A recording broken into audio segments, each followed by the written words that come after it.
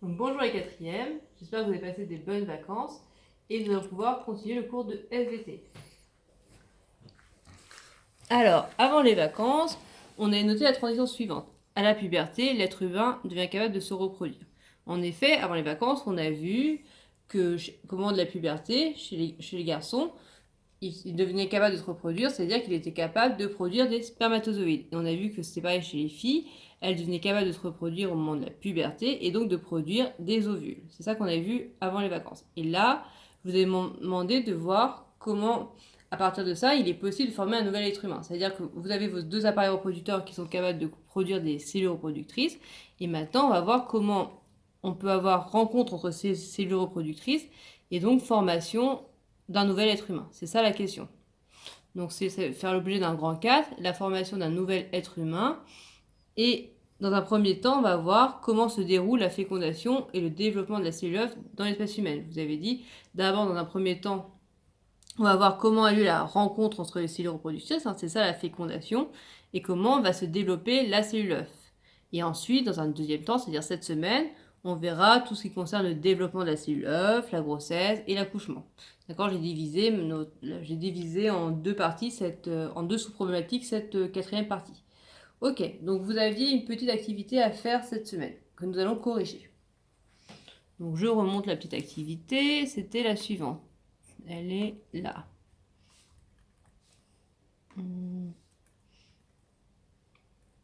Donc, d'abord, vous deviez légender à partir de vos connaissances les différents organes de l'appareil reproducteur féminin.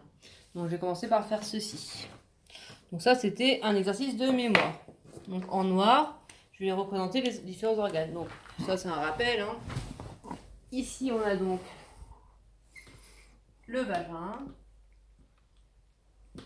À ce niveau-là, on a donc l'utérus.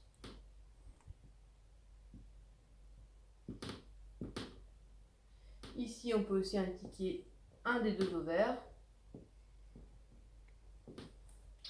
Et ici, on peut indiquer...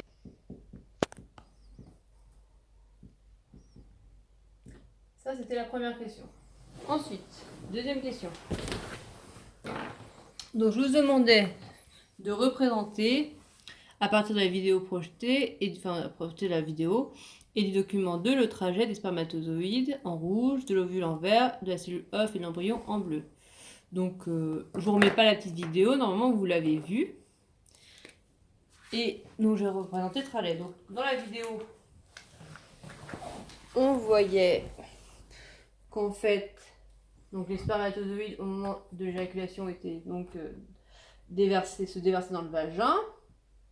Ensuite, ils vont remonter. Et hop, là, j'ai représenté qu'un de mes deux trompes. Ils vont remonter. Alors, ils peuvent aller dans l'une des deux trompes. Comme ça, donc ils remontent dans leur appareil reproducteur féminin. Parallèlement à ça, donc, si quand on a des spermatozoïdes, si au moment de l'éjaculation, il y a un ovule qui a été produit par l'ovaire, donc l'ovule, il va faire ça, il va sortir de l'ovaire, il va être dans la trompe. Et si donc, à ce moment-là, il y a un rapport sexuel, en fait, le spermatozoïde va remonter la trompe et va aller rencontrer l'ovule. Ça n'arrive que si on a un rapport sexuel au moment de l'ovulation. Hop. Au moment de l'ovulation ou quelques jours après l'ovulation. À ce moment-là, donc, il est possible d'avoir rencontre entre un spermatozoïde et un ovule qui forme une cellule œuf. Cette cellule œuf va ensuite se déplacer dans la trompe et aller s'implanter dans l'utérus. Donc ceci, et ça se dépose ici. Alors, souvent, ce que vous oubliez de faire sur vos schémas, c'est de me mettre des légendes.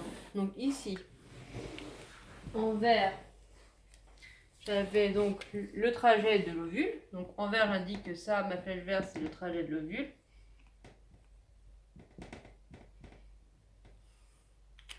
En rouge, je vais pouvoir indiquer que c'est le trajet des spermatozoïdes.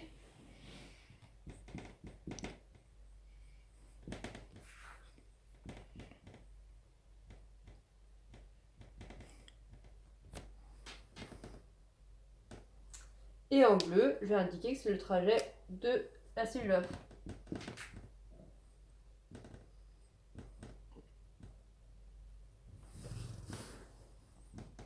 Hop. Donc voilà. Et je n'oublie pas de mettre un titre à mon schéma. Donc titre. Alors, bon, avant de mettre le titre, peut-être un petit peu un point sur les points de vigilance.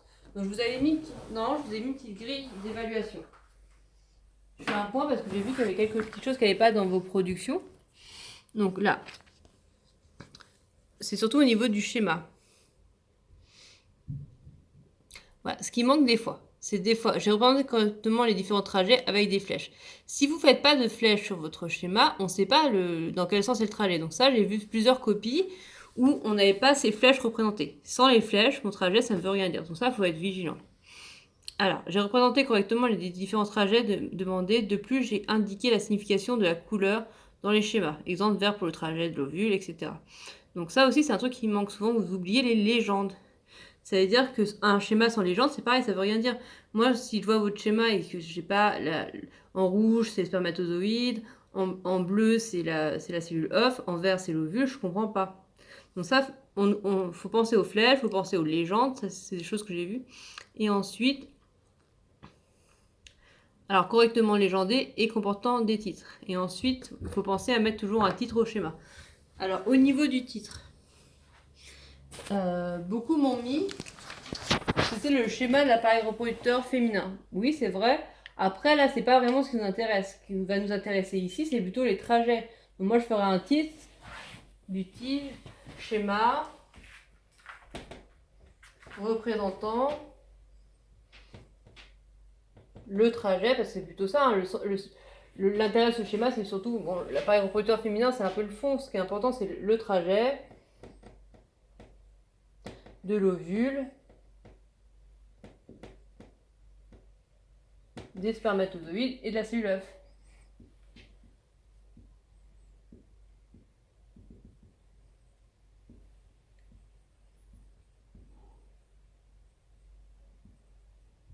Voilà, donc voilà pour ce schéma. Donc aussi, ce qui est important, c'est de voir que la cellule œuf, elle, à la fin, elle va s'implanter. Elle s'implante dans la paroi utérine. Et donc après, c'est là que va pouvoir se développer l'embryon. D'accord? Une fois qu'elle est implantée. Et ça, bah, la façon dont se développe l'embryon et tout ça, vous allez l'étudier cette semaine. Voilà pour ça. Ensuite, vous avez une autre question.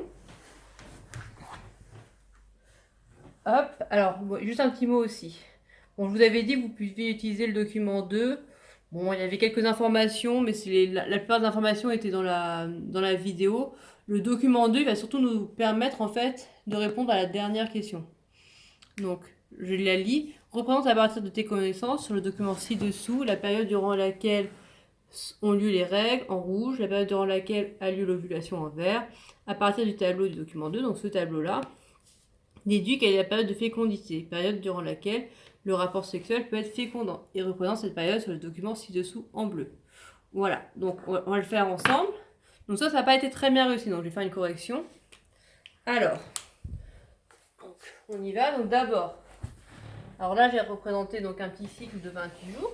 Donc vous vous rappelez, hein, les règles, ça vous l'avez plutôt bien fait. Les règles, vous vous souvenez, c'est au début du cycle. Donc à 0, au jour 1 du cycle, ce sont les règles. Et ça dure en moyenne 5 jours. Donc je représente mes règles en moyenne 5 jours. 1, 2, 3, 4, 5. Voilà, ça c'est ma période de règles. Pareil, hein, je fais des légendes.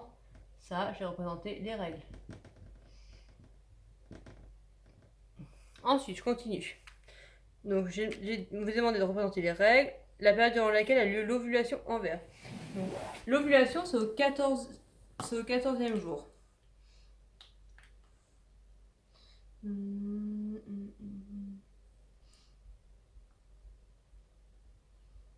Alors, donc au 14e jour, donc 1, 2, 3, 4, 5, 6, 7, 8, 9, 10, 11, 12, 13, 14. Donc là, on a l'ovulation. Alors bien sûr, ça peut varier, mais là, on fait un cycle qui serait constant, on aurait une ovulation pile poil au 14e jour. Ensuite,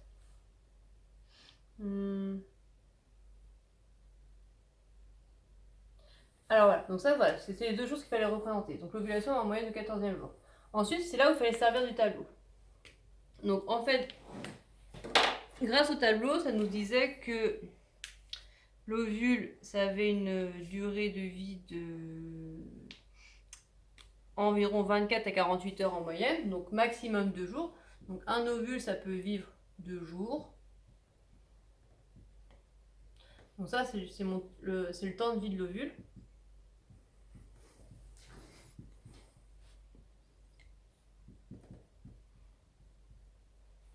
Et c'est là où il fallait servir du tableau, c'est ça qui était un peu difficile. On sait qu'un spermatozoïde, ça peut vivre 5 jours. Donc en gros, si on... Donc après, en fait, au 16e jour, il n'y a plus d'ovule. Donc au 16e jour, on ne peut plus avoir de rapport sexuel qui est fécondant. D'accord? Ça, c'est une chose. Ensuite, il faut imaginer que si on a... Donc en gros, j'essaie d'être un peu plus clair, là c'est pas très clair. Donc si j'ai un rapport sexuel au moment d'ovulation, là forcément, le spermatozoïde va rencontrer l'ovule. D'accord? Si j'ai un rapport sexuel au 2e jour après l'ovulation, forcément mon spermatozoïde rencontre l'ovule, puisque l'ovule il vit 2 jours. Donc ça forcément là c'est fécondant à ce niveau-là. Mais il n'y a pas que ça. C'est-à-dire qu'un spermatozoïde il peut vivre 5 jours. Donc imaginons qu'on a un rapport sexuel 1 jour avant l'ovulation. Bah, forcément le spermatozoïde vivant 5 jours, il va forcément rencontrer l'ovule, puisque un jour plus tard, l'ovule est produit. Il y a toujours le spermatozoïde est toujours là, puisqu'il vit 5 jours. Donc au maximum, en fait, si on fait ça, en fait, sachant qu'un spermatozoïde, ça vit 5 jours, 1, 2, 3, 4, 5, la durée de fécondation, elle est comme ça. Pourquoi? Parce que forcément, vos spermatozoïdes, ils vivent 5 jours, donc là, c'est durant toute la période où va vivre votre spermatozoïde, il peut rencontrer l'ovule. Donc là, vous obtenez votre période de fécondation, qui est donc de 1, 2, 3, 4, 5, 6, 7 jours. Donc ça, c'est la période durant laquelle une femme peut avoir un rapport sexuel qui est fécondant. Sachant que ça, c'est si vous avez un cycle qui est très régulier. Mais la période d'ovulation, elle peut varier d'1 ou 2 jours. Elle peut arriver au 13e jour, au 12e jour. Donc en fait, finalement, la période de fécondation, elle est encore même plus large que ça. Donc voilà. C'est à peu près, je pense que c'est à peu près clair. Donc ça, c'est vrai, enfin voilà, c'est 7 jours si on a une ovulation qui arrive bien au 14e jour. Et sachant qu'en plus, si l'ovulation elle arrive plus tôt ou plus tard, ça peut être encore plus... on peut même avoir un rapport sexuel fécondant plus tard ou plus tôt. Voilà. Donc ça, c'est à peu près bon pour ce document. On en arrive au bilan.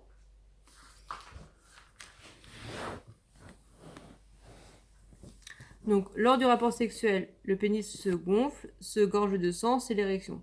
Au cours de la pénétration, les spermatozoïdes sont déposés dans le vagin de la femme pendant l'éjaculation. Les spermatozoïdes remontent ensuite jusqu'au trompe utérine où a lieu la fécondation. Après la fécondation, la cellule œuf se multiplie et en de nombreuses cellules et devient un embryon. L'embryon s'implante ensuite au niveau de la paroi utérine. Voilà, alors quelques petites précisions. On regarde encore le schéma, donc vous notez bien ce bilan. Ici, ce qu'on retient. Donc la fécondation, ça a lieu au niveau de la trompe. Oups. Ça a tombé. Alors la fécondation, ça a lieu au niveau de la trompe. C'est là où a lieu la rencontre entre mon spermatozoïde et mon ovule. Ici, on parle de cellule œuf, d'accord? À partir du moment où la cellule œuf commence à se développer, on va pouvoir parler d'embryon. Donc là, tout ça, donc ça c'est plutôt le trajet de l'embryon et votre embryon s'implante ici. Voilà, ça c'est les petites choses que je voulais préciser. Ok. Donc c'est tout pour ce bilan. Donc vous le recopiez bien et on passe à la suite. Alors, transition. À noter, l'embryon s'implante ensuite au niveau de la paroi utérine, c'est ce qu'on vient de noter. Et là, on va voir tout ce qui se passe après l'implantation au niveau de la paroi utérine. Donc, sous-problématique, comment se développe l'embryon au cours de la grossesse, comment le nouveau-né sorti du ventre de la mère. Donc là, on en est resté à ça. Donc on a notre embryon qui s'est implanté au niveau de notre paroi utérine.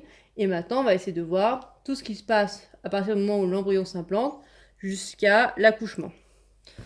Hop, donc nouvelle petite activité, l'activité 5.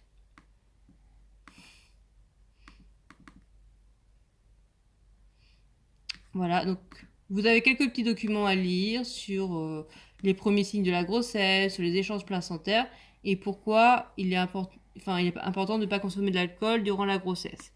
Et un dernier document qui vous explique le développement de l'embryon durant la grossesse. Voilà, à partir de ça, la consigne est la suivante. Vous devez faire une petite bande dessinée.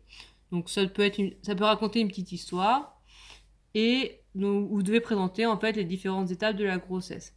Voilà.